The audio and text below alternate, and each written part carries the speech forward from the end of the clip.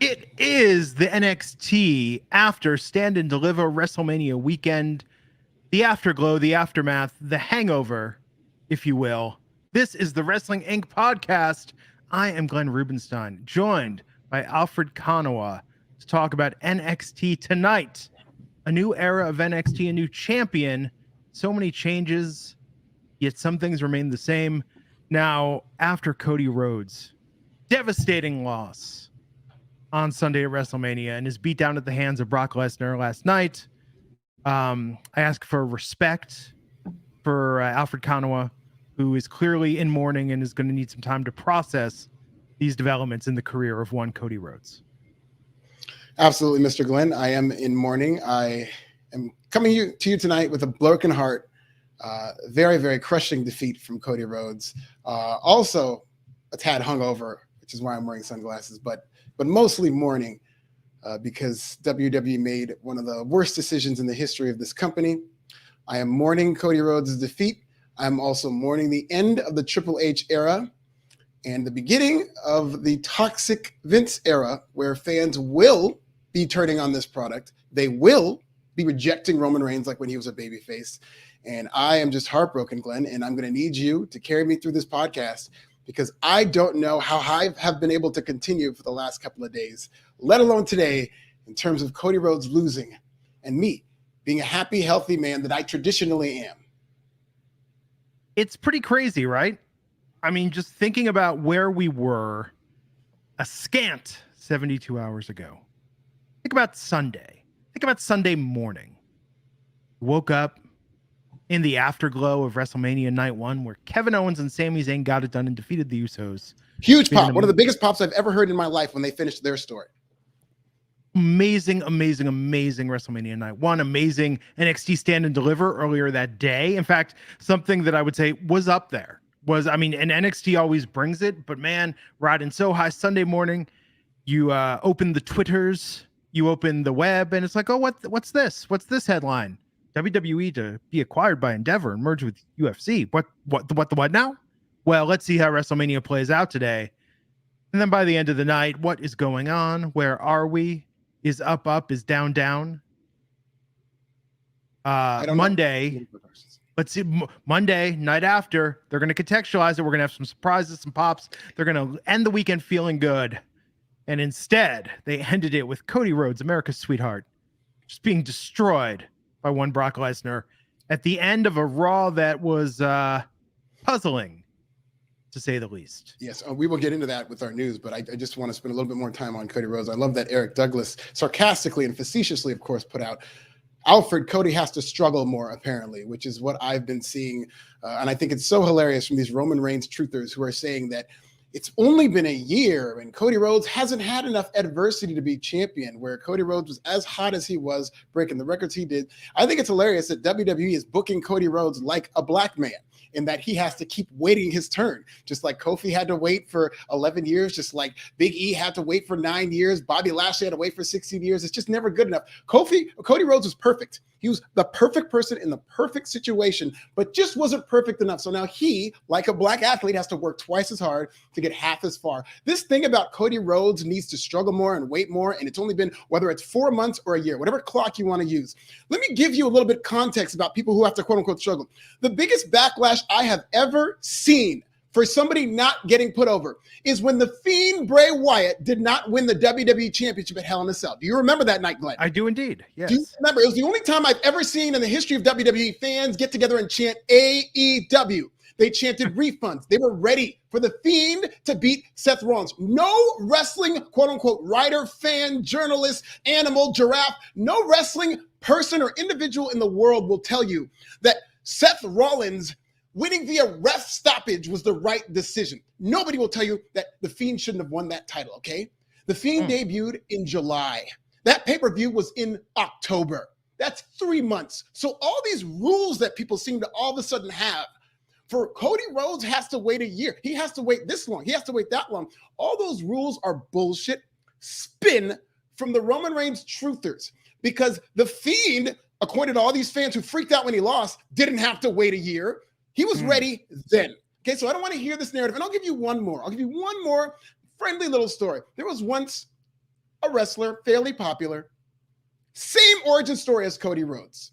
He was in WWF. He was pretty good. He left the territory. He got over all across his country. He comes back after being undeniable. After only 1 month, not a year, not 4 months, not 2 years, after only 1 month, he becomes WWF champion. And that man's name was Hulk Hogan. Kind of worked out for WWE, didn't it? Became the biggest draw, not because he had to follow rules. They didn't even tell a story for why he turned babyface. Bob Backlund came out and said, no, Hulk's a good guy. That was his face turn. There was no story. There was no long story that had to go on forever like what Triple H said. He just came back and he was the guy, so they put the title on him. Just like they put the title on Brock after 5 months. Just like they put the title on Kevin Nash after 1 year in the business when he was greener than the inside of my wallet. I don't want to hear anything about how Cody Rhodes has to wait or struggle to be champion. Everybody knows that there were 65,000 people in that stadium waiting for Cody Rhodes to be champion. It doesn't matter what the time limit is. There's no rules for that. There's you're hot, you pull the trigger. And they didn't, and they failed. That's what happened. Alfred, I'm still waiting for you to take my idea and write that article about how Sami Zayn, Cody Rhodes, and Roman Reigns mirrors the 2016 presidential election. You know what? I love that you said that. And I'm going to write that article because I do think that it's funny because all these rules that people have all of a sudden for Cody where he has to wait, apparently, because he just has to wait a year. Unlike all the times we've seen people not have to wait, he has to wait because I feel like women and minorities always get put these rules on. And I'm seeing Cody Rhodes lose. He is the Hillary Clinton of WWE. In that he is the most overqualified person in his first WrestleMania main event to not win the title. He's the most overqualified person who should have won who did not win. So he is Cody Rodham Clinton. I'm writing that article. I'm telling you, and this is the problem. This is the problem when as wrestling fans, we convince ourselves so much that something is going to happen, that it's just very easy to have them say, you know what, we're not going to do that. That's what you think. You know what I mean? You almost don't want to go with the conventional wisdom. Because I do think Vince and I think Triple H to an extent have a contrarian attitude of wanting to surprise you to the point that they're willing to disappoint you just because you didn't see it coming. You know, it's like a dad that says like they think we're going to Disneyland, but oh boy, do I have a swerve planned for them. You know, we're going to go to the Anaheim farm. Yeah, no, we're going to go to the Anaheim farmers market instead and just sort of hang out, buy some artisanal honey. That'll teach those kids to get their hopes up. Yeah, man. What's ironic about it is you're right about the swerve and the surprise thing. But to this point, we've talked about it several times in this podcast. It's been predictable and in a good way in that they've built up these long, drawn out, intricate stories that are actually very simple in the way that they pay off. And the payoffs, when they're expected, there's a big pop. We saw that with Sami Zayn. We saw that with even Rey Mysterio winning his match. And these are some of the biggest pops I've ever heard. The top 10 pops that I've ever heard in wrestling, I bet you 7 of them came from WrestleMania weekend. And most of them were because something happened that you expect. When Rhea won that match, I mean, I thought I was going to go deaf. Okay, because that's what we were expecting. And Cody Rhodes at the end, that's what we were expecting. And I think it's very fitting that the end of the Triple H era, because we're in the Vince era now, ended with an ugly defeat and an ugly scene where fans are now turning on the product and fans are now getting very angry with WWE, as we will get into the news. And I think it's a very fitting ending if this is going to be the last night of the Triple H era. It'll be interesting to see. It'll be interesting to see what happens with this and where it all goes. I'm curious. I mean, look, I think I'm reasonably certain Cody is going to beat Brock. And then will get his chance and will ultimately defeat Roman. At least I think that was the plan. Now with Vince back in charge, all bets are off. That's what the funny thing about these truthers. Oh, 1 year, you got to wait. No, the wait is over. The time is up. The Triple H era is ended. It's not only Cody's clock that ran out. It was Triple H's clock. It's the Vince era now. So he's got to wait more. We are in a new time period. And while I do think Cody Rhodes is actually more likely to win under Vince's rule, do you think that Vince McMahon has a 1 year plan to put Cody Rhodes over as WWE champion? And even if he does, do you think he'll stick to it? Vince McMahon, as we'll get into, can't even stick to a 1 hour plan. So I don't want to hear anything about a story continuing. Okay. By the time Cody Rhodes wins the title, it'll be a desolate WWE where Vince is run off of the fans and won't mean nearly as much, which is also what they do with black talent, like how Bobby Lashley didn't win the WWE title until we were in the middle of a fucking pandemic and nobody was in the building. So he's going to win a discount version of the WWE Championship under Vince McMahon once he's run everybody out. And all these truthers who think that Roman Reigns has to be champion forever and Cody Rhodes has to wait his turn, you come back to me when you're in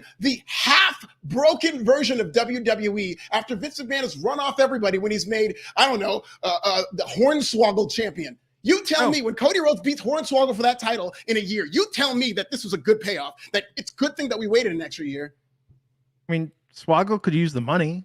I mean, absolutely could. I mean, it might be a good match. Who knows? I think Cody can carry Hornswoggle to a great wrestling match. That's how talented Cody Rhodes is, and that's why he should be the WWE champion right now. Well, I think the question is, see, I think this is going to be like a sadder version of the bum-ass Corbin story because it's not going to be played for laughs. I mean, let me ask you, what happens first, polka dots or makeup?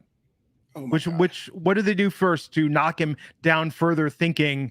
Actually, okay, so on a weird level, and Vince McMahon, look, there's a bajillion. There's more legitimate criticisms of Vince McMahon than there are dollars involved in this merger. But I could see him saying, oh, no, this is the story. This is the story. We're going to beat him down and debase him and degrade him and humiliate him. But then because Vince is freaking nuts, it could be so. And then there's a payoff. He wins the title. Like, no, we're just going to do this. Yeah, you would think that Vince is just insane. And, let's just get into this because we're going to continue this discussion. We got news. Let's we get got some news. Context to it. Yeah, and let's we got some super chats. Just want to shout out our audience. So great tonight. Great numbers for Tuesday. I know we're all stoked about NXT Stand and Deliver. It's an amazing show. And you want to talk about great surprises. Oh, yeah. Stand and Deliver brought us some phenomenal surprises. I mean, Wesley retaining the championship. Indi Hartwell becoming the NXT Women's Champion, right? In the Index reunion. Johnny Gargano and Grayson Waller. I mean, that match was phenomenal. We had a feeling Melo was going to win. We had a feeling the women's tag titles were going to change. Men's tag titles, huge surprise there. Chase U was retaining. Ava Raine did not go over in her debut match, much to the conventional wisdom. Just NXT Stand and Deliver was phenomenal. If you haven't watched it yet, go back. It'll put a smile on your face and make you forget for a moment the hellscape we live in on the main roster. But we're going to get into NXT tonight. We're going to get into the news. But first, Fat Matt with a $5 super chat saying Wade Barrett quoted Issa on SmackDown. She asked a question night one, and she was one of the very few that predicted Roman Reigns would win. Issa was the MVP of WrestleMania 39. She got that precog ability. There was no MVP of WrestleMania 39 night 2. There was 0 MVP.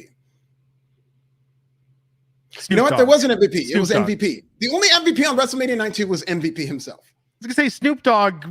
Oh yeah, for sure. You know what? That's a good call.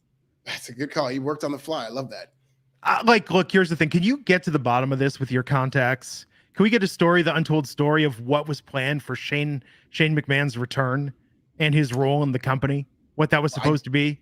Because this was the most Kendall Roy shit ever. And he probably thought, company's selling, now's the time to re-inject myself into the storyline. I'm going to be a power player. I understand UFC. I said we should buy a UFC 25 years ago. Shane was like, this is my moment. I'm back, baby. Until he wasn't.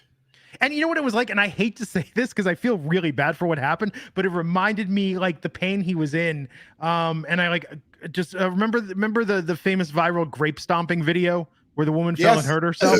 Yeah. I mean, like Shane looked like that's what was happening. And you have to laugh because otherwise you want to just cry for this son of a billionaire who ain't doing so bad himself. But I mean, just what a humiliating moment at WrestleMania. WrestleFan with the super chat saying, Glenn, this is the fabulous Moolah Battle Royal moment again. Tell us if fans could do something sponsors endeavor. Vince will ruin the creative again. Look, if you don't like this company, number one thing you could do is stop watching and stop talking about it. I think it would be probably will. If you want to support NXT, I think NXT is a great way to support talent and support the non-Vince for now. There's something Vince doesn't have his hand in as much. I think you could support AEW. I think you could support your indie promotion. You could support MLW. You could support NWA. You could support Impact. Like there's a lot of wrestling out there. But the thing is, I don't know that sponsors are going to take note. I think it's premature. There is some shareholder action in the form of a lawsuit about, but I don't think it's going to be enough to block the merger. And again, I know nothing about the finance side of things because these things are semi-common from what I understand. But look, the stock is up. So I don't know, short of getting together, you and a couple, million of your friends to pool together $100 each and buy a bunch of the stock and sell it. I don't think there's any major impact that the fans could have on the bottom line. And I'm not even sure what that would do. I just assume that would be bad. Yeah, and Vince McMahon has already pulled off this comeback. It's been a masterful job that he's done getting back into this company, yeeting the shareholders and the board members who got him out of the company, coming back as an employee, then coming back as a chairman, and now he's sold the company and he's a big executive and back to being the chairman with a lot of power in WWE. And oh, by the way, he's making more money now because the valuation of this new UFC WWE merger is $21 billion. So Vince McMahon, just is unkillable. He is immortal. He is inevitable. I'm not celebrating this necessarily. I'm just saying, and to your point about supporting AEW, I agree with that. And I'd like to reveal one of the first things I did after Cody Rhodes lost and they did that bullshit finish is followed QT Marshall. I had a lot of bullets in the chamber for QT. Are you going to fly out? Roast jokes. Are you guys going to have a moment? Share some charcuterie? I do not know. We can break bread or some cracker-free charcuterie. I would like to invite him over so that we can do that, okay? But I will not be slandering QT Marshall on the Pro Wrestling Bits YouTube channel or on Twitter. I would like to extend a peace treaty after what WWE has pulled. Alfred, and following QT Marshall. I think you need to send some charcuterie to QT and the boys.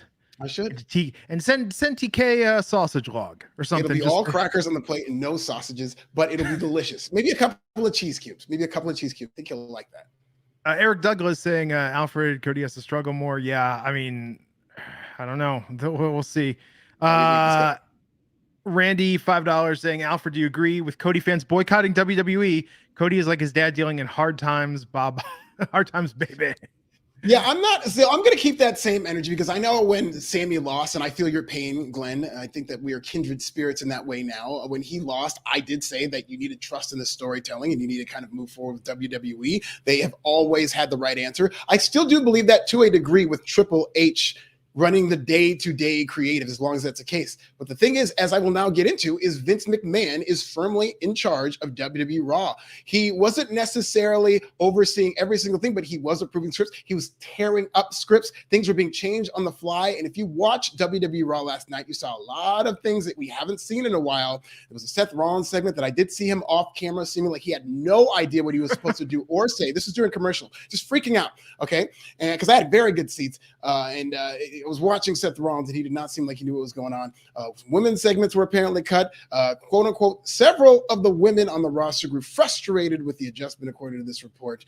Vince McMahon on Monday was clearly running things. He was taking over a gorilla position. He was making changes throughout the show. And this was a very disheveled Raw, which led to a trend of worst Raw that trended. People were furious. And I want to give you some more trending topics coming out of WrestleMania and Raw. Immediately after Cody Rhodes lost, horrible was trending. Trash was trending. On Monday night after Raw and people hated, fire Vince was trending. WWE Women Deserve Better was trending. So now this cooperative crowd that we've seen for the past year when they were telling Cody Rhodes' story, now that they haven't finished the story effectively, now that Vince McMahon seems to be back in charge, we're reverting back to that era where fans were turning on the product. Fans were not going along with WWE storytelling. There was no trust, and it seems to have all happened over a 24-hour period. So Vince McMahon being back in charge, all these people saying that you got to wait a year, it's going to be a different WWE for the next year, and I am very terrified for it, Glenn. Well, we'll see. I mean, look, we know Backlash is going to do monster business, them coming back to Puerto Rico, but I think 6 weeks from now, let's see where live event numbers are at. Are they still announcing their biggest gate ever in a city? That will be telling. Fat Matt $2 saying, when Roman Reigns won, I threw up my ones, but a different finger. Yeah, me too. Hell yeah, Fat Matt. Yeah, Brandon Hall $5 saying, my man Alfred preaching straight facts tonight. Thank you. It's heartbreak and passion. It's a combination. Bellu saying, after how they booked Cody, why do I watch WWE? I mean, look, Raw is a tough show to get through. It's 3 hours long. I dipped out for the Quantum Leap season finale last night, which was awesome. But I came back because I was having some stream issues with that. So I came back just to watch the Cody Brock tag. And I mean, again, you have to laugh because otherwise you just want to cry. Malik Black, $1.99 saying Braun Spear sent Melo to the Shadow Realm. That was quite the ending. And Bigfoot Sneakerhead 499 saying the only way things are going to change is if you stop watching the product. The way things are going now, I might have to.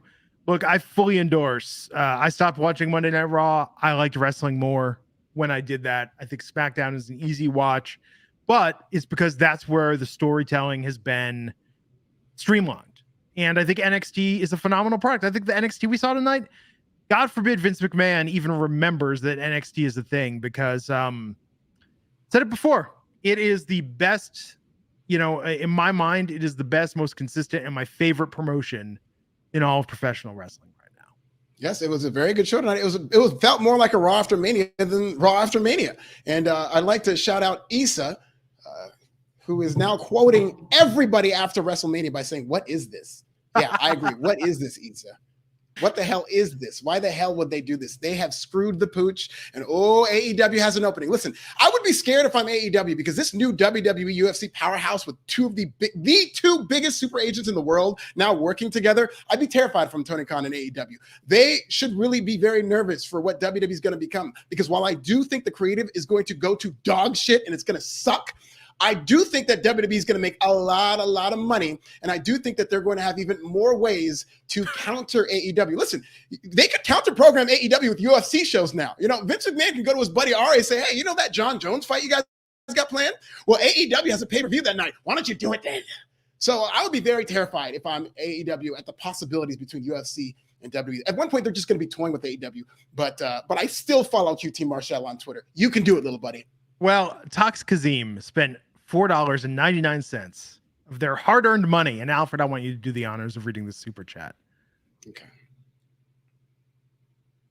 For $4.99, Toxic. Vince served us a pizza with mushrooms smeared with dog shit. You're right, Tox. That's exactly what it was. And you know what? That would have actually been delicious compared to what WWE and Vince served us. I thought Raw after Mania was horrible. I thought we are in the toxic Vince McMahon era, okay? So if you want to wait for that story to be told, it's going to be a Dr. Seuss book that doesn't make sense with half the pages ripped out because he changed the script on the fly. That's what it's going to be. It's going to be a terrible Dr. Seuss book. I like Dr. Seuss in some of his books, but this is not the story they're supposed to be telling. And the Tornado Anthony Y with a $1.99 super chat saying Alfred Raw comes back to Wichita, Kansas on June 12th. Tornado, Anthony. Get some, you got to get a good sign going for that. You know what, Tornado? Just tear it all up. Come through that Raw and just end the whole company. Tear it all up. Blow the whole thing up with your Tornado so that it can start over from scratch. End that title reign so that they can forget about their stupid history, which is fake. And it's so funny that people keep talking about this dumbass history of Roman Reigns. What's so impressive about a guy going to the beach? He's not going to be in Puerto Rico. He's barely on television. He doesn't show up to most of the pay-per-views. Oh, but he's been champion for 1,000. No, he's been on the beach for 800 days, and he's wrestled for 200 of them. It's not that impressive to have a world title for 1,000 days if you're only on television for 20 of them. Okay, this guy's not impressive. Screw your history and your Brunos and stuff like that. It's a different era. Just put the title on Cody Rhodes when you had the chance, but that window closed and they're screwed. Well, that being said, tune in to Friday's Wrestling Inc. podcast where we'll talk about SmackDown and Alfred's favorite new show on Friday nights, AEW Rampage. Yeah, we're going to lead with Rampage, and if we have time, then we'll talk about SmackDown. Oh, wow. Then we'll talk about Portland. So what's in the news? WWE RAW, despite our angst, and this might be the last hurrah, 2.26 million viewers. Of course, that was the same day the WWE sale was announced. So WWE all over the headlines. And obviously, it was also the Raw after Mania, which always is the highest rated show of the year. But this is the highest rated show in about 3 years. Highest rated since February of 2020, 2.26 million total, 991,000 in the key demo, which is up 37% over the prior week. Total viewership up 23%. So the numbers are still good. I do expect WWE to remain hot for a time period. But if too much time goes by when it becomes apparent that Vince McMahon is in charge, that scripts are being torn up, that 1 year story, that 2 year story, that 3 year story that Vince and WWE has to tell, if it becomes apparent that that's not going to be told, those viewers will flee. They will run to another company and they will not stick around. You keep playing with this fan base. I have to admit, last night I tuned into Raw. I thought it was a weird coincidence that Real One stepped away from MLW that same day with Vince being back about. I was watching Raw thinking it could happen. Very ironic. But no, they need to WWE needs to do something. Look, I mean, I know I get the disappointment with Cody. I really don't like how the women were treated last night with those tournament qualifiers, with Bailey being cut. Like, it's, I don't like the fact that we had like the commercial-free first hour that featured 1 minute and like 20 seconds of actual wrestling. Yeah. And let's talk about Bailey really quick. That's our final news story. Bailey made a very cryptic tweet that people don't know what to make of. She tweeted, "And sometimes the most romantic love story comes to an end. Bye." Now, Damage Control was on Raw last night. Bailey was conspicuous by her absence. There is now rampant speculation that Bailey might be done with the company. She might be taking a break. She might have gone full Sasha Banks like her best friend and just walked out. So Bailey will remain conspicuous by her absence until she shows back up. But I think it's a story to follow, to see if Bailey comes back to TV, to see if she's frustrated. I mean, it was a great WrestleMania weekend, but I will say what they had planned for Bailey and this Legends hodgepodge, all the women involved in that match, I really do think were kind of shortchanged in terms of their placing on the card. And you look at this big WrestleMania with these big crowd reactions, and they're in this, what I thought was a throwaway 3-on-3 match. Yeah. So Shayna did get injured. So now Shayna and Ronda are not the number one tag team contenders. Yeah, something's going on with Shayna. If you were there live, they were really working on Shayna as a trainers for most of this match. And Ronda Rousey already was limited because she had a broken arm and she barely did anything. So the team of Ronda and Shayna were essentially a MASH unit. And Shayna, the finish, she just came in there limping with her ankle taped, clearly injured. And it just looks like this team will not be moving forward. Really been a snake-bitten return for Ronda Rousey ever since she came back for this run. Yeah. Let's see. So, I mean, Randy, I'll modify this to saying, if Vince doesn't retire, he is going to be running WWE until his timely passing. I agree. I think, he's, to quote Vince McMahon himself, he said, "I will die in the chair." Vince McMahon is a man. This is why I never believed he was going to fully retire. I don't think a lot of people did. I think he might have meant it in another way when everything gets uncovered and the details come out. Oh, I see. Oh, well, I mean, that could be another type of death. We need levity where we can find it, folks. We absolutely do. Balu saying Cody losing was a poetic sign of the crap ahead. I mean, look, I think all of last night was foreshadowing. Look, and this is what I would say. Whether you're a fan of Roman, fan of Cody, fan of Sammy, whatever, I think that there are larger issues with Vince being in control. They will manifest themselves in ways that upset different people individually, but I would just say that eyes on the prize, what the real harmful factor is. Yep. It's not just about your fave isn't getting booked or airtime. Yeah, there's a lot of layers to this Vince McMahon return, layers that he was able to cancel. And that's some of the problem with fake outrage, is it all becomes white noise to where this 24-hour news cycle and people freaking out all goes by the wayside for just about everything. And if you're somebody like Vince McMahon, who benefited from the fact that he does own this whole company, was able to get himself back in there by bending the rules, then he's able to benefit from the fact that people's outrage will only last so long, it seems, for some of these things, which we're seeing it manifest now. And, shout out to Issa, because we were hanging out last night in Inglewood in LA, California, after Raw downtown. We were hanging out with Juicy Fennell, MLW Star, and all kinds of great people. Shout out to Baby Huey and Stellar Justin Lopez, all the people who came through. Had a great time. And some of my greatest friends are Roman Reigns truthers, but they're the only people who seem to be in agreement with this decision. You Roman Reigns truthers, I want you to do me a favor. Look around you. I'm going to take my glasses off for this. Look around you. Look at the tenor. Look at the chats in here. Look on Twitter. Look around you at the environment of wrestling fans and whether or not it's overall a happy environment because Cody Rhodes didn't win and Roman Reigns is still champion, or is this a sad, toxic environment now that we're headed into this era? Look around you at this environment, past your loyalty to Roman Reigns, and honestly tell me that we are better off now in WWE. I mean, look me in my eyes and tell me that. I think with Triple H in charge, based on Triple H at the press conference, and even Roman was being strangely out of kayfabe at the press conference. Shout out to Nick Hausman, by the way. Yeah, shouts to Nick. He's the only journalist in there. These press conferences, fake AEW media scrums and the press conferences are all fake. And Nick Hausman's always the only one who asks these real questions. So shout out to him. I mean, it was a great moment. But I think based on what Triple H said, I think I think Raw would have ended the same way. I think though the overall show and the way they got there, people might have felt better about that. Yes. You know, or a little more promising. Now they're worried. They're worried because of who's driving the car. You know, it's funny. This is the worst time to put Roman Reigns over because people going into Raw after Mania were already kind of on edge, and this just blew the floodgates open. So it'll be interesting to see these crowd reactions moving forward, because it's been a while since we've seen a crowd that did not participate. You know, everybody thought they were going to turn on Cody. That didn't happen because it's a friendly crowd that trusted WWE. That trust is out the window in the span of 24 hours. Yeah. Well, Sheet Black 499 wants to know the real news. Alfred, did you honor your bet with Issa, and how much was the bill? Listen, I purchased a fireball shot for Issa, and we exchanged many of drinks last night. One of the reasons I'm wearing these glasses and I'm half hungover and half alive right now. But I did not honor the bet by going to Applebee's. We were going to go to Olive Garden, of course, but I will. That bet is still there. I'm sure there are going to be time. I know Double or Nothing is 7 weeks away. Soon. I will honor the bet. Now, you guys will all be the first to know when I honor that bet. I will purchase one breadstick for Issa that we share at an Olive Garden, whether it's Las Vegas, whether it's on the West Coast, whether it's in Puerto Rico, which I might go to. I will order one breadstick for Issa, and we will share it to honor my bet of Cody Rhodes losing to Roman Reigns.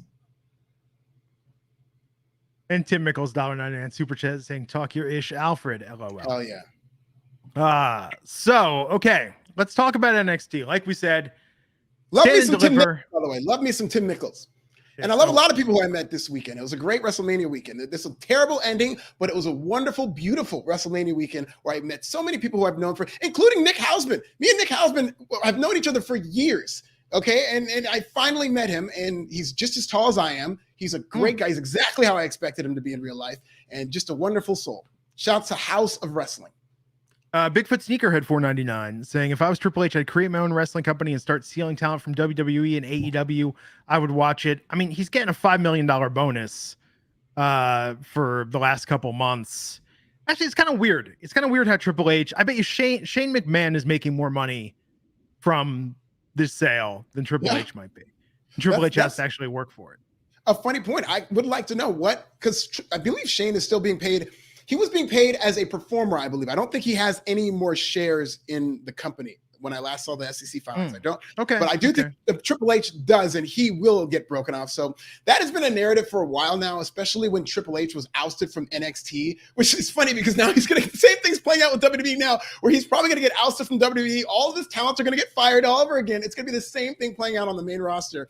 And a lot of people always say, oh, he should start his own company. I mean, it costs a lot of money to start a wrestling company. Even if you are a billionaire with $1 billion, it'll be too much probably to start a wrestling company. So I don't see that happening, but I do see Triple H remaining around, and hopefully we are in a situation where he does day-to-day and Vince McMahon is a GM and they keep him at bay. But I think you and I both know that's not going to happen.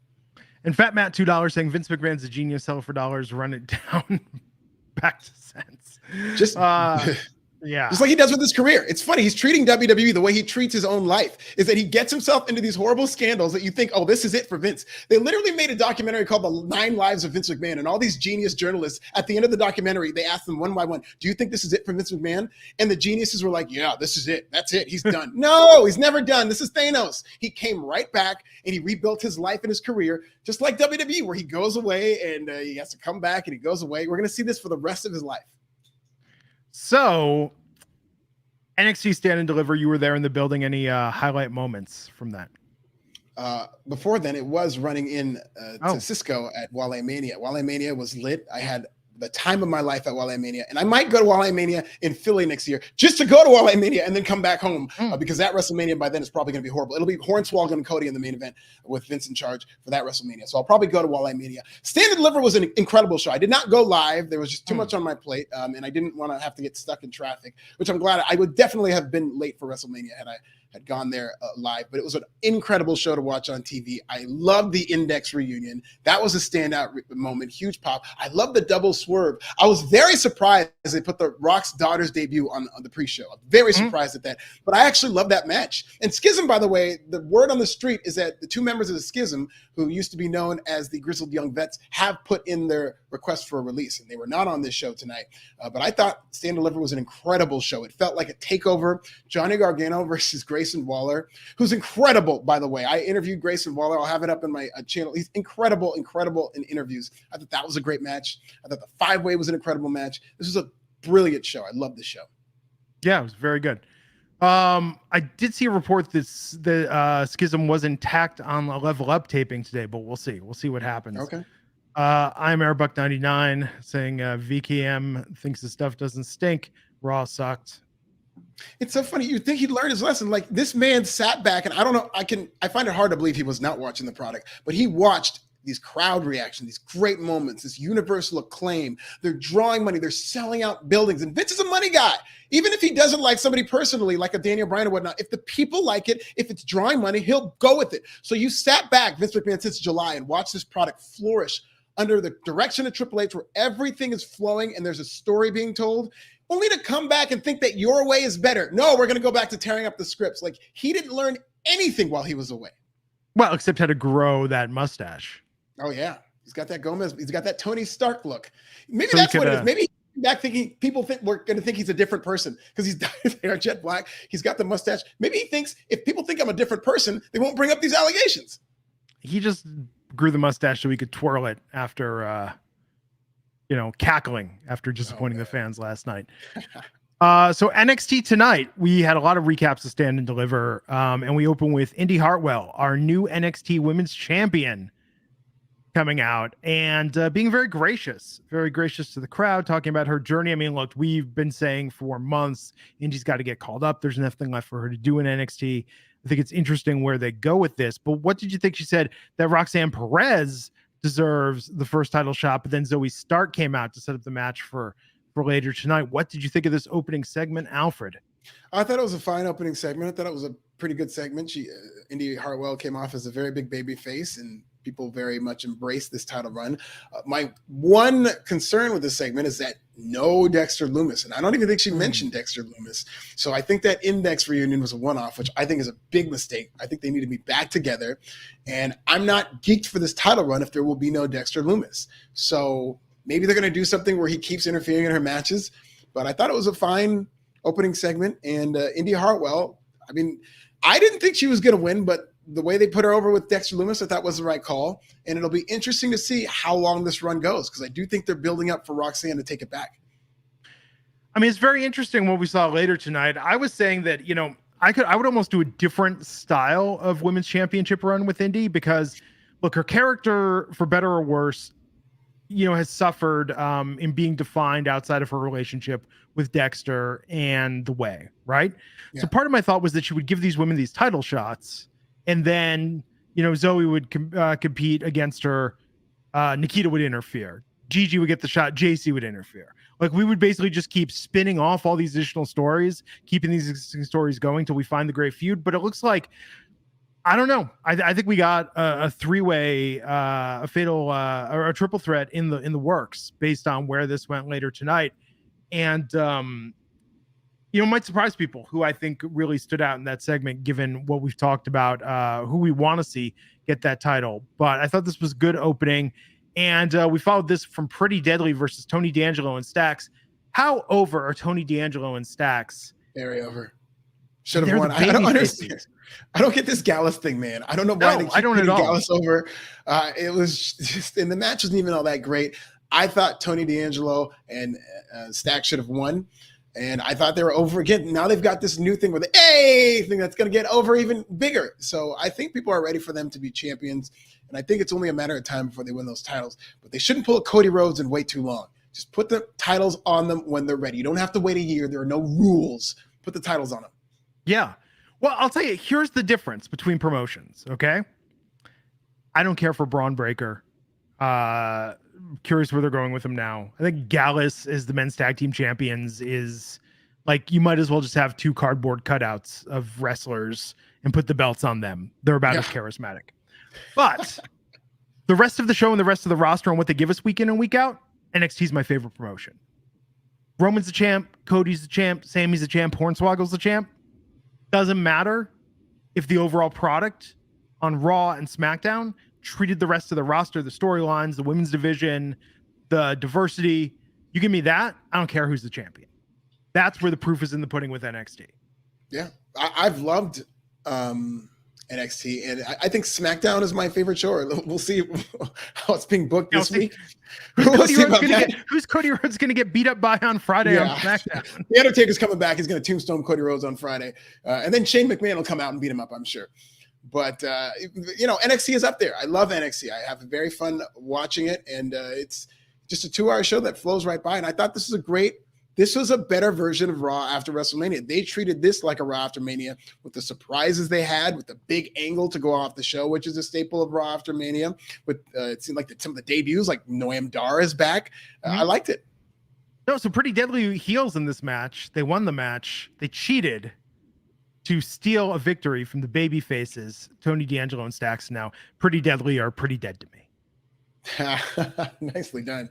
And they're heels. I very surprised by the heel turn. I thought this hosting was going to be a way to turn them babyface, because I thought they were phenomenal hosts. And I thought leading up to the event, they were doing a great job as hosts with their stand and deliver thing that I thought they were trying to get over as babyfaces, only for them to go right back heel. And they're great heels. I won't take anything away from them. I'm just surprised that they decided to go in that direction.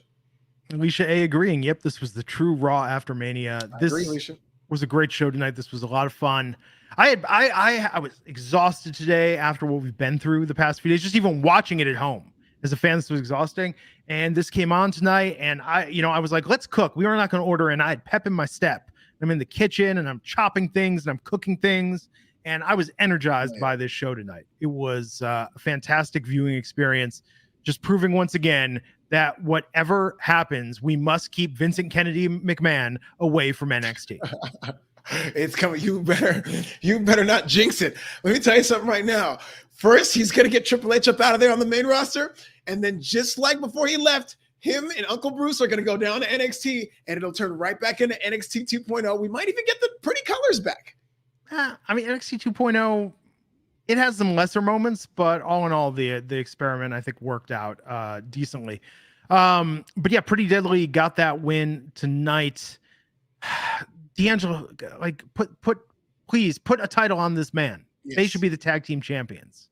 I will say, and this is a credit to Tony D'Angelo, I put him in that Undertaker or Jake the Snake category, even more accurately, where I don't think he needs a title. I would love to see him win it. I would be very geeked about it. I don't think he needs it because he's such a great character, but I would love to see him win it. And I do think that it's inevitable that they will win the title. I agree. We saw a JC Jane video. I have to say really quick too, during WrestleMania weekend, I've met so many great people. I saw Bianca Belair again and Grayson Waller and whatnot. I walked by Tony D'Angelo and Stacks. I got legitimately starstruck. I walked by the GOAT. I was in his presence. It was my moment to at least, whether it's say hi, say how much I support him. A lot of wrestlers watch this podcast, by the way, Glenn. I found out and talking to people around. But I walked by Tony D'Angelo and Stacks. That was my moment. I got starstruck. That's how much of a GOAT he is.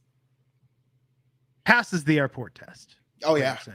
Passes the private jet test. Any type of flight, the helicopter test. He passes the spaceship. He passes the rocket ship test.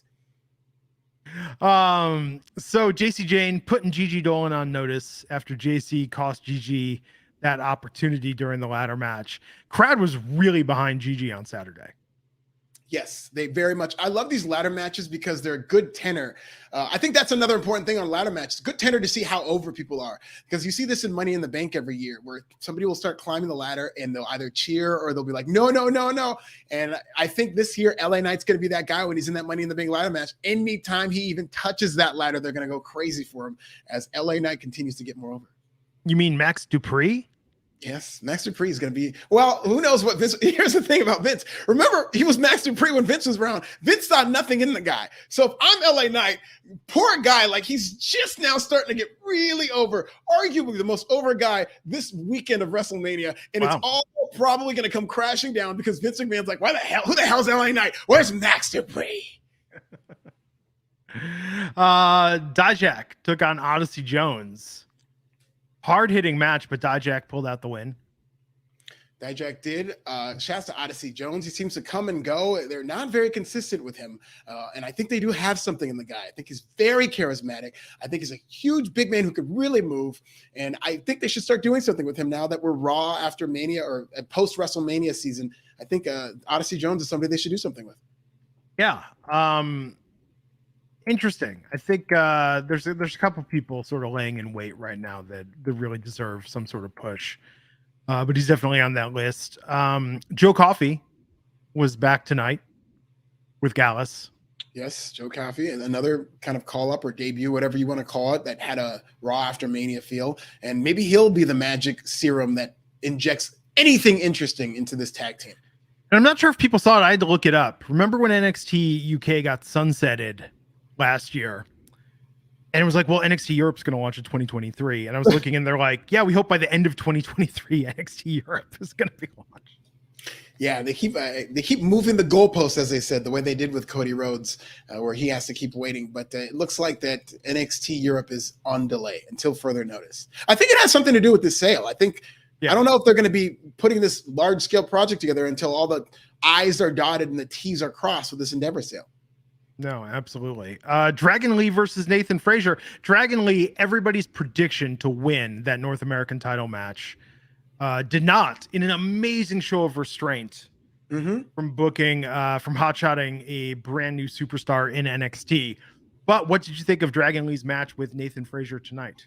Yeah, and that's a great point. I thought the match was incredible. I think Dragon Lee is incredible, but you bring up a very good point, Glenn. And I think that is something that we're learning about Shawn Michaels is he is of the mindset, it seems, that you aren't going to just come in here and be the biggest star and win your first match. You kind of got to climb up the ladder no matter who you are. So not only did he not win, he wasn't pinned, but he did not win his debut match. Also, he's not being pegged as the guy who's going to go after the North American title, even though you can argue, oh, he wasn't pinned, so now he has a gripe. No. Wes Lee called out Axiom, and they're doing Wesleyan Axiom. So they're not even having Dragon Axiom Lee has earned that. Axiom went from a failed experiment to one of the most over superstars in NXT, and more power to him. Yeah, absolutely. And I would like to answer, obviously, somebody coming in late, Reaper Brink. Why is Alfred in black glasses? I am mourning, Reaper. We are in mourning. It is Tuesday morning, spelled MOURNING, because I am mourning the loss of Cody Rhodes. I am also mourning the end of the Triple H era and the beginning of the toxic Vince McMahon era. We are in mourning. It is a dark day in WWE. Yeah. It absolutely is. I'm also mourning my feud with QT Marshall. I now follow him on Twitter. That's good. I think, we need to let the healing begin, Alfred. We do. You're right. We do. So Noam Dar appeared tonight at ringside with his NXT UK Heritage Cup, which I forgot was ever a thing until he showed up with it tonight. Yeah. I forgot it was the thing too. And it was that rounds matches that they used to do.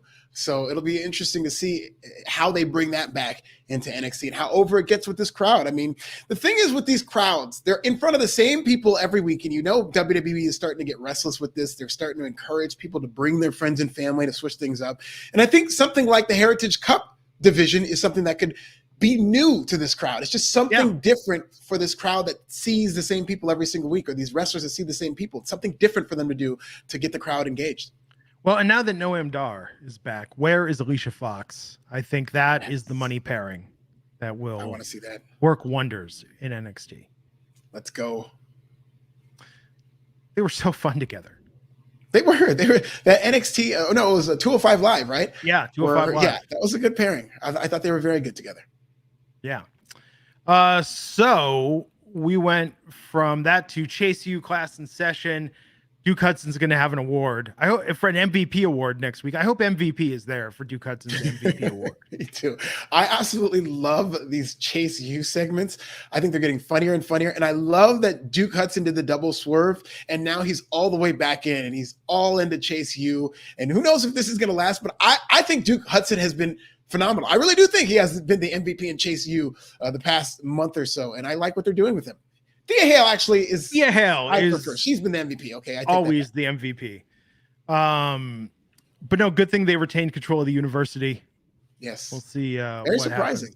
Hey, it would be funny if it's a good thing that they didn't put Schism over, because if the reports are true and Schism or two members of Schism have demanded a release, I mean, this would have been a big angle to have to change on the fly if they don't want to be there anymore and they own Chase U.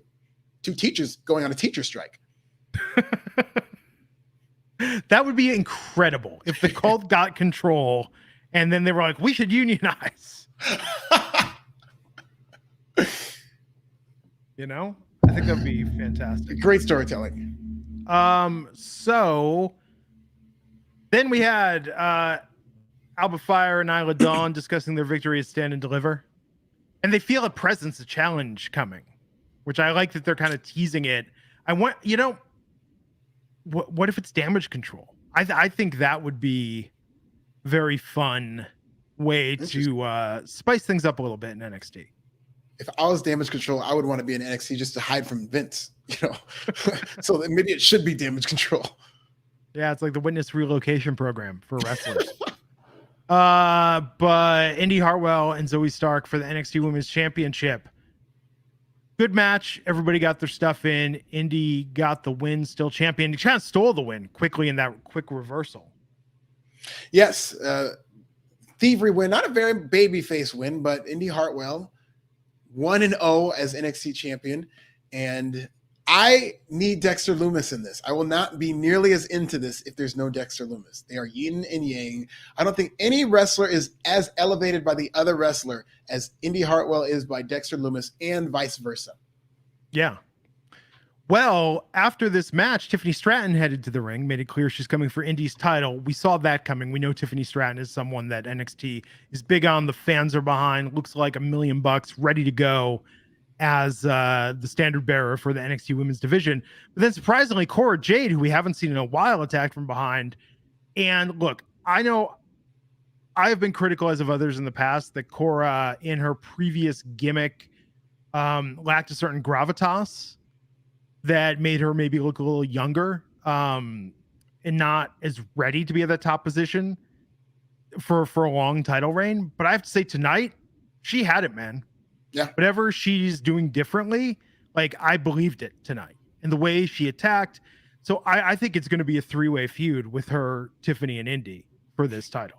And I could also see Cora Jade being the person who takes the title off of Indi, maybe even Tiffany Stratton, and down the road, maybe Roxanne gets it back from one of those heels. But great to see Cora back. And another Raw after WrestleMania type moment where somebody shows up after being away for a while. And I thought they did a good job of this. I thought Cora Jade looked good in there. And I'm looking forward to seeing what she's got to offer moving forward in terms of whether or not she wins that title, because I do think that Indi Hartwell's title reign is going to be a short one. I don't think it's going to be long. I think they had a great idea, and Indi's going to be a good babyface champion for the time being, but I don't expect this to be a long title reign. I mean, I think ultimately the plan is to get it back on Roxanne, but yes. I think I could see Tiffany holding it for a couple months till Fox or USA or Vince. Oh my God, if Vince sees Tiffany Stratton, like she's on the main roster. Yeah, she'll be women's. She'll beat Rhea tomorrow if he sees Tiffany Stratton. Yeah. But then I think it's going to be back to Roxanne for a while. So we'll see. This is cool tonight. Really enjoyed that. We saw Kiana James and Brooks Jensen in the middle of an argument. And here's what we found out. She kind of was unfaithful because they weren't official, but the kiss changed things, and who knows. And Alfred, how are you feeling about this? Yeah, this feud jumped the shark. They didn't pay it off at Stand and Deliver. It was actually a very underwhelming match and a pretty underwhelming finish. And now it looks like the payoff in some ways is, yeah, I kind of cheat on you and I don't want anything to do with you.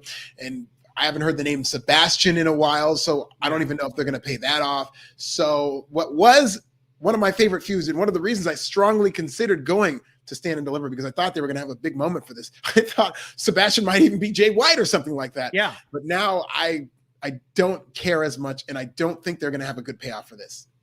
No, I think having it be Noam Dar, like they could have done something to tie it into a return to give it a payoff. Yeah. And that was a report that Jay White looks like he's unlikely for WWE. Looks like he's unlikely to go to WWE based on recent negotiations. Brett Murphy, $5, saying, I would not be shocked come Friday if Karrion Kross wears that stupid mask down to the ring. Hashtag Vince strikes again. How many people do you think are just walking on eggshells and terrified? I mean, you put LA Knight in that category. You put Karrion Kross, Dakota Kai, basically any one of the hundreds of people who were cut while Vince McMahon was in charge. It's funny because Vince McMahon is back, which is scary in and of itself to some of these people who brought back. They've also sold the company, and you know what happens after they sell the company. It's like they're taking on all this debt, so they're going to have to pare down the company. So there are a million reasons why people are going to get fired. This is going to happen, and it's very unfortunate. But if I'm a lot of people in WWE outside of Roman Reigns, I would be terrified. Yeah. Seals Blue Devil, $1.99 saying, if we don't get King Dom, I quit watching WWE. Oh, King Dom would be dope, man. And he could be like a Latin king, you know. He could go into that thing like Yeah. Norteños. Yeah, no, absolutely. Man, Dominic Mysterio. That's great booking that it didn't matter who won that match between Ray and Dom. You're right. I thought Dom should have won, but Ray winning was a great moment. Another huge pop. And it was a fantastic match. When Bad Bunny took that chain away from Dom, it was such a huge reaction to that. And I thought it was such a great match and storyline. Conan gave the greatest Hall of Fame speech in history, whether it's an induction or a speech or anything. I thought that induction should have gone into the Hall of Fame because Conan was so great inducting Ray, and they did such a great job with that. And some of the final great moments of the Triple H era was that induction ceremony and the angle with Dom.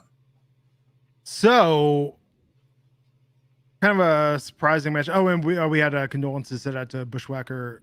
Very sad. Bushwhacker Butch Miller's family, his recent passing, which was talked about last night on the Wrestling Inc. podcast. Ivy Nile versus Tatum Paxley. And Ivy Nile getting a win. And then with Creed. Yeah. So we're, Ivy Nile looking good. I mean, I thought she should have stayed undefeated as a killer, but they're up and down, and they haven't been very consistent with this feud because I thought this was going to be on the Stand and Deliver card. This is something that's been simmering for a long time now. I thought they did deserve to be on Stand and Deliver, but it was fine to have the match that they did. It was an okay match, and fun. I'm a fan of Ivy Nile, man. I think they should do something with her too. No, I agree. I like that they're booking more women's matches that don't have titles involved. I think that's a healthy sign of an active division. But yeah, Ivy got that win. We saw Ilya Dragunov backstage with Mackenzie Mitchell, interrupted by Von Wagner, and Robert Stone throwing down the ultimatum that if Wagner loses, he's done. Mr. Stone is done with Von Wagner. Really put over Ilya Dragunov, and that Von Wagner is this monster, and Ilya Dragunov's like half the size, but Robert Stone is like, do not fight Ilya Dragunov. You do not want that smoke. Like really kind of burying Von Wagner, but I do expect them to split apart, and they're going to do something different. They've been teasing this gimmick change with Von Wagner for what I feel like has been at least a month, and we have not gotten it. So I don't know if they're still working on it. I don't know if they've even come up with anything for Von Wagner, but it'll be very interesting to see what they have for him that they think will get him over. What gimmick would you put? I'm going to say that he hosts a YouTube cooking vlog, and he's also passionate about dominating people in the ring. Oh, there you go. I think he should be a breakdancing 1980s Boogaloo shrimp dancer, and they should really teach him. They should really, teach him. They should spend months. Maybe that's what they're doing. Maybe he's learning how to do a breakdancing routine so that one night he just breaks it out and it just hits you by surprise. Like windmill, dolphin dive, head spin. Yeah. Well, not just the robot thing where he's doing the arm thing. Like, no. I want windmills. He's got to do it all. He's got to break out the cardboard box. I want the boom box on the shoulder. Absolutely. Von Wagner, the breakdancing DJ. Oh, it'd be great. Well, Wesley took on Axiom for the North American Championship, and holy shit, is Axiom over now. Even in defeat here tonight, he looked like $1 million. People love Axiom. His performance in the ring was phenomenal. Some of these moves tonight, when he did that snatch and grab with his legs and the arms and pulled West down, like this was really, really cool. And then even in defeat, he was over with West retaining, which, I mean, you agree that's the right call, right? Like West shouldn't lose this. Yeah, I love that they retain. And it's funny because slowly but surely this is turning back into the old NXT where it's no longer a pure developmental the way it was under NXT 2.0. We've got the super indie started to bubble back up to where Dragon Lee's here now. Axiom certainly isn't a developmental type talent. This guy knows exactly what he's doing. Same thing with Nathan Frazier. Same thing with Wes Lee. We're now getting actual workers who are coming in here, and the wrestling has vastly improved in NXT past being a pure developmental. Yeah. Well, and then, as if Axiom couldn't be any more over, a message from Scripps played on the screens. Scripps came out trying to blindside him. Axiom just destroyed Scripps with a super kick. I hope this is the end of Scripps and Reggie. I think it is. Reggie's got to be on NXT. Like Scripps, it was funny. We got a lot of mileage out of it, but please let Reggie be Reggie. R.I.P. man. This was just I was completely shocked and confused as to how this happened, because they do this big production segment where you can hear his voice like the Wizard of Oz, daunting, and it seems like they're just teasing something, like he's not even going to show up. He does show up. This before his feet even touch the floor of getting in the ring, he gets kicked in the face, and that's the end of that.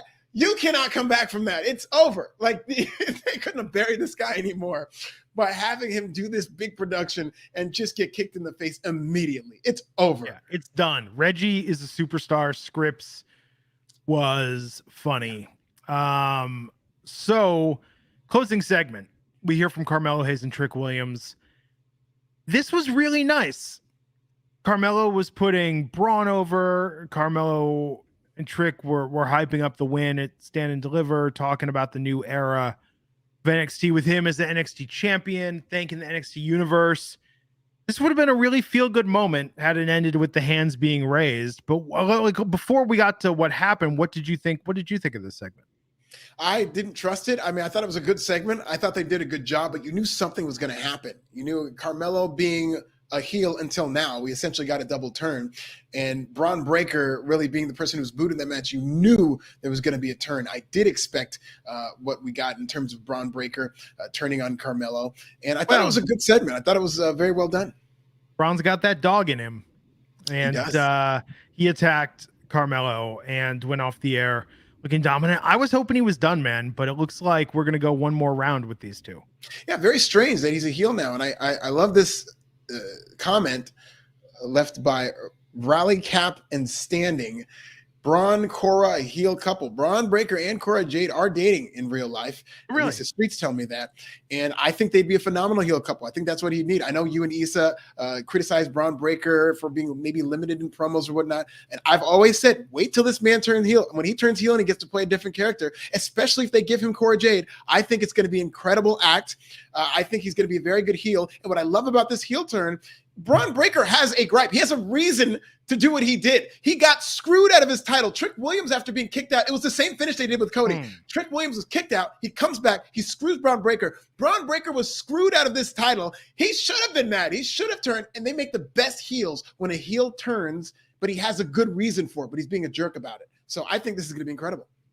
Yeah. Crazy.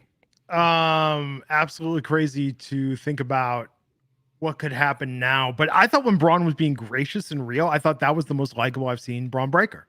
Yeah.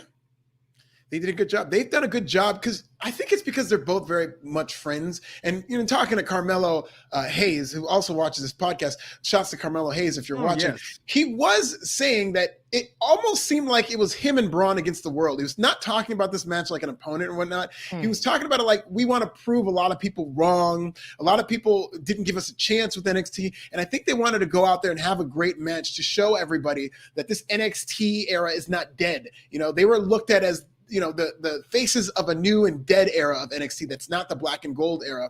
And they really wanted to prove some people wrong. So that legitimate, genuine chemistry that they had, I think, is what it was. I think that's why Braun was so likable and, you know, giving his flowers to Carmelo and vice versa. Yeah, I was happy with that. I was like, this is a very nice way for Braun to go out. He debuts on SmackDown Friday and we see what happens. But nope, they're going to keep running this. And we'll see. I mean, maybe I saying Braun better not go heel. Braun better not go fishing with the rest. He'll push him off the boat. I love what actually, that's what should happen. Apollo should try and take Braun out and be like, you lost your way, Braun. And then Braun just pushes him off the boat. We'd never see him again. What's going on? I thought we were going to have something with Apollo and Daba tonight. Yeah, they've been teasing this feud and then it's been going away. So I have no idea. Maybe Daba's getting called up. Oh, maybe. Hey, that almost Brock match, like, and Vince is back in charge. Vince wants Daba, but almost in Brock way better than it had any right to be. So I think Vince is good. I think Von Wagner, Daba, I think anyone, you know, pushing 7 feet, anyone over 6'6" in NXT has got a good shot at a call up before. Yeah, that's why I think he's come back. And as I've been saying since the day this was announced, and I've been saying it time and again on this podcast, I've been saying it on Pro Wrestling Bits. YouTube Pro Wrestling Bits just dropped some new stuff tonight. And I've been saying that this Brock Lesnar Omos match is going to be better than anybody thinks because it's going to be a spectacle. And my God, was that crowd molten for this match. I've never seen Brock cheered like that, like he was an underdog babyface in this bear hug. They were wrestling a 1985 babyface versus heel style match using the oldest tricks in the book, and it worked to perfection in front of this crowd. I loved it. Absolutely. But you know, I just want everyone to think for a second what we were robbed of with this WWE UFC merger and Shane McMahon coming back and Raw Underground returning to our screens. We will never know what was planned for Shane's return. Well, he could still do Raw Underground with one leg. He could just be on crutches and he could just be doing his thing with Omos. Oh, I'm sure in his booking, he was going to be the champion somehow. Yeah. Give it a couple of months. When he comes back healed, he'll be champion. By WrestleMania 40, he will beat Cody Rhodes for the championship. And people will tell Cody that he needs to wait another year because it's Shane's time. Seals Blue Devil $1.99. Big E beats Roman. That's WWE's way of saying sorry for Cody. Look, I would love to see Big E just back in the ring doing anything right now. I mean, I would love to see Big E back too. There was a great tribute that they had at Mania for Big E that got him all emotional. I thought it was incredible. And listen, man, I think Cody Rhodes winning the title should be their way of saying sorry. They will never have a better opportunity. Don't believe this bullshit spin by Triple H. WrestleMania is where stories go to end. Your stories don't continue forever. You know what type of stories continue forever? The ones that suck. You know what type of movies go on forever? The ones that you walk out on. Stories don't go forever. The story should have ended at WrestleMania, period. In fact, in the WWE games in GM mode, if you've got a 4-star feud that is fully built and you do not pay it off at the pay-per-view and try and keep it going beyond that, like Triple H comes on screen and like criticizes you. Yeah, exactly. Find something new. It's like when Kane had to yank Mr. T off the stage at the Hall of Fame. If he would have gone forever, do you want his story and his promo to continue forever? It went from being a great Hall of Fame induction speech to then going on too long where they had to play him off the stage. They need to play this feud off the stage. Play the bloodline off the stage. Kier Kemp $1.99 saying Braun should adopt Scott Steiner's heel style. Yes, I love that chat. I absolutely agree. I want to see Big Papa Braun. I want Braun to have the mustache. Listen, Cora Jade came out dressed like Asia, or what was the woman's name? I think it was Asia, right? That Scott Steiner was with. She came out dressed like that.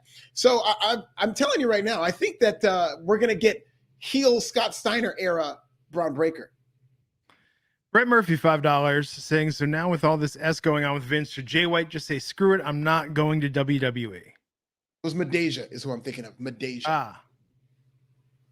But yeah, that's another thing about Vince McMahon being back is it's going to discourage. You're hearing all these reports of locker room morale being down. And a lot of these reports are coming from people who want that spin out there. Don't ever really trust too much wrestling journalism. There's always an agenda. So who knows if any of these reports are true. But I would 100% believe that locker room morale would be down with Vince McMahon back in charge. So if you see the locker room morale down and all these free agents are looking at it, the thing that I would be confident in terms of AEW free agents, the thing that WWE's saving grace is that they have the two biggest super agents in the world in Ari Emanuel, who the Ari Gold character is based on, and Nick Khan, who are probably number 1 and 2. Between that's all of Hollywood. So, I mean, they are two of the greatest negotiators, and having them negotiate with free agents would make me very nervous if I'm Tony Khan, knowing that they could just put these people in movies.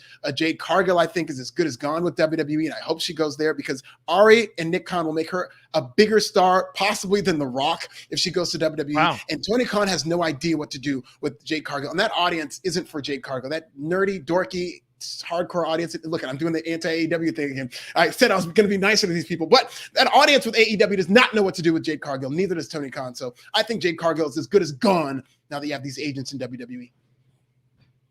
John Jordan, $10 super chat saying, joining late. First off, thank you, John, for the super chat. And thank you for joining late. Saying, lost my playoff hockey game tonight. Condolences.